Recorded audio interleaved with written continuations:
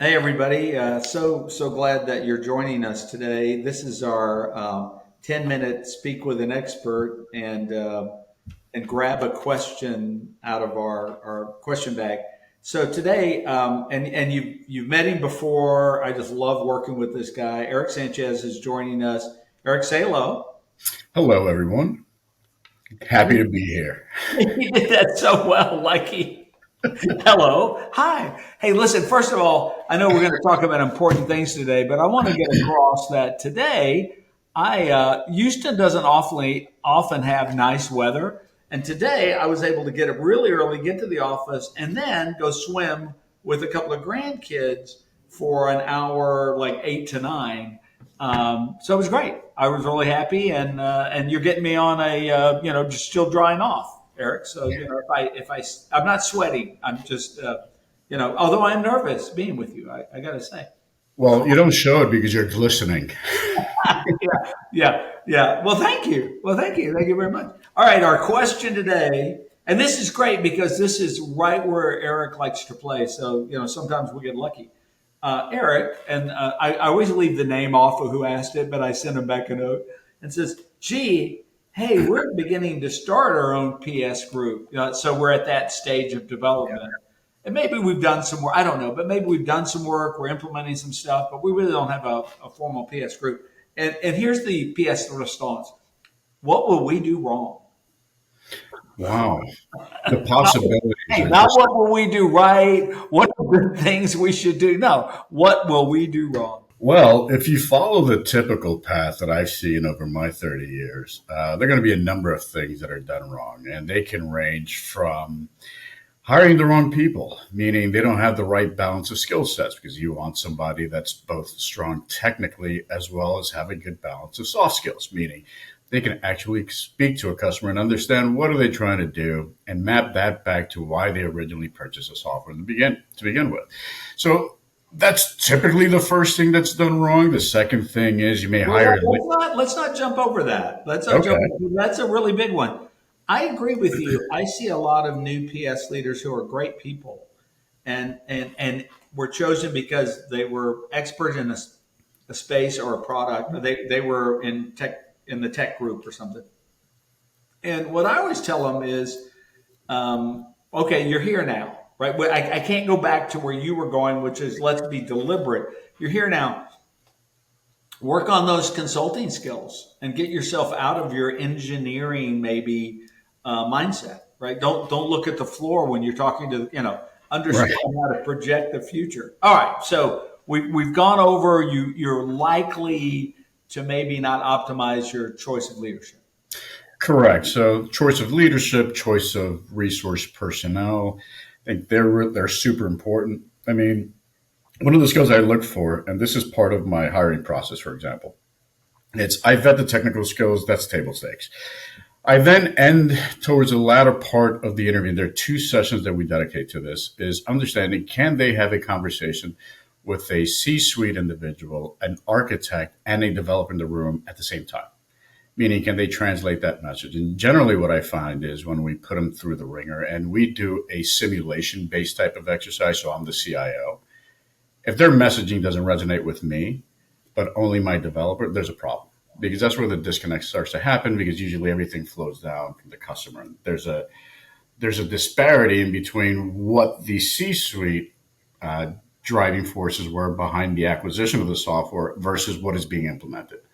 So it's really important for us to get that right from the get go. Yeah. What we do on that, and I'm always thinking of how do we, when our trainings to overcome some stuff. What we try to do is we do concepts and then actions. Okay, the concept Absolutely. one is you're the advocate for the CIO Mhm. because all it matters is that she understand what we're trying to say. You should even ask questions on her behalf to make sure, not ask her questions.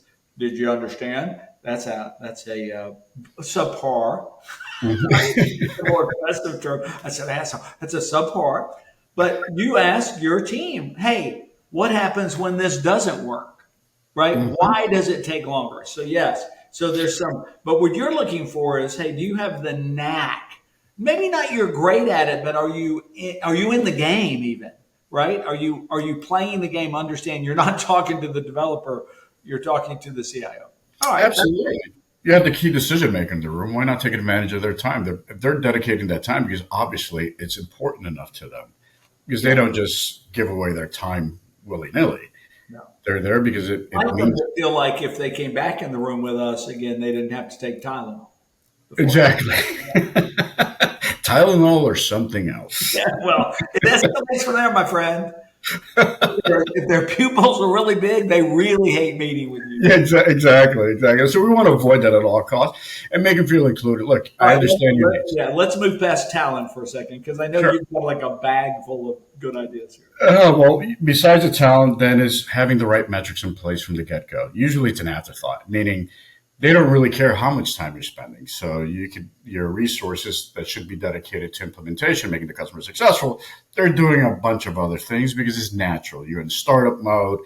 You're just getting off the ground. Everybody needs to wear multiple hats, and I get that. But when it comes time to executing, that's going to be super important to get the relationship off the ground and for you to be able to foster a nurturing, growing relationship with your customers.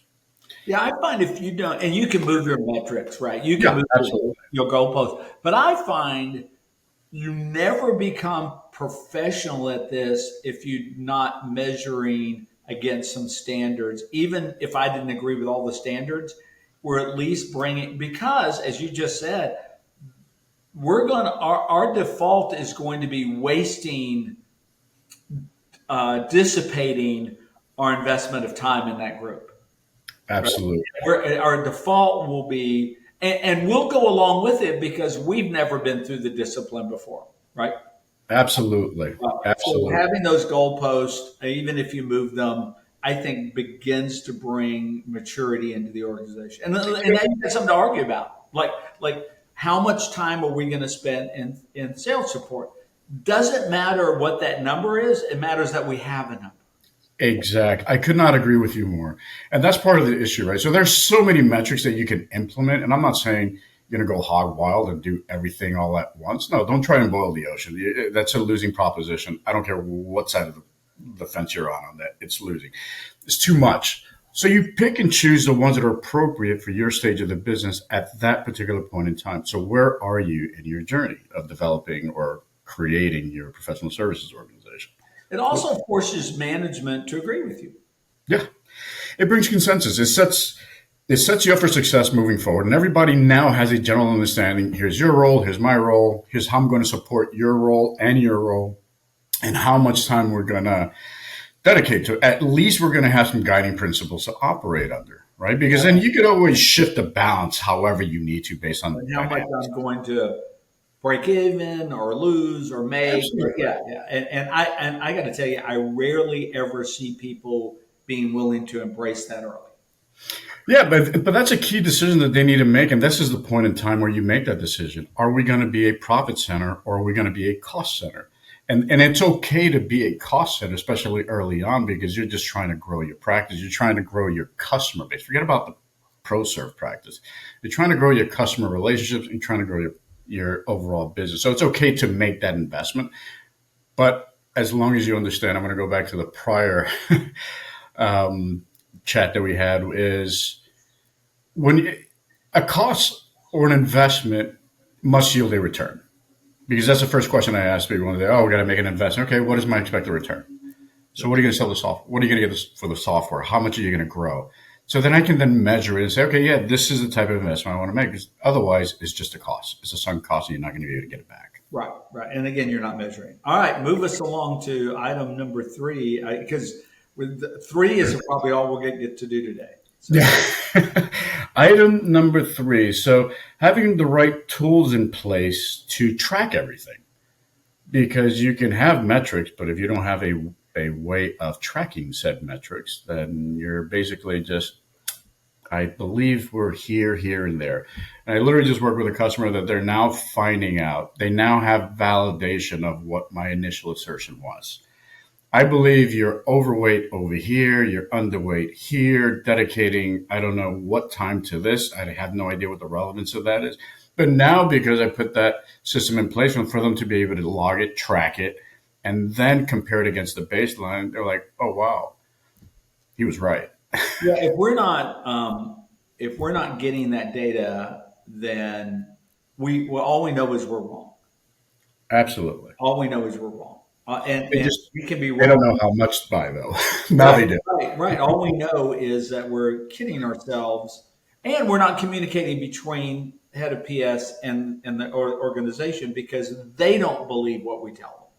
Even if Absolutely. we were accurate, which I don't believe we could be, they won't believe it. Well, listen, Eric, give us something to take home.